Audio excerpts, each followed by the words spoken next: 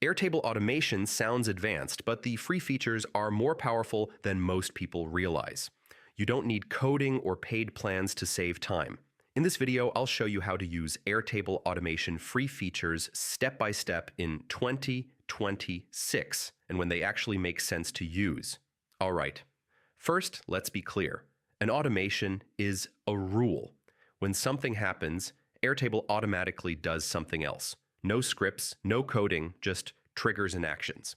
Now, open the base where you want automation. Click the Automations button at the top. This opens the Automation Builder, where all rules are created.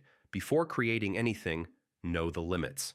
On the free plan, you can use basic triggers and actions with monthly run limits.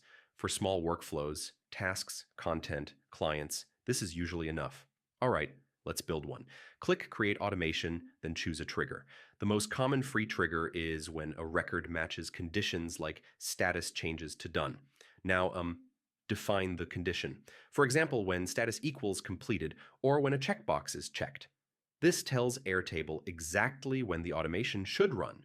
Next, choose what happens next. Free actions include updating a field, setting a value, or sending a basic notification. A common example is automatically setting completion date when a task is marked done. All right? Always test before turning it on. Run the test, make sure the result looks right, then enable the automation. Once it's on, Airtable handles it in the background. Finally, use automation only when it saves time. Good use cases are updating fields, tracking dates, or simple alerts. If a task takes 2 seconds manually, automation may not be worth it.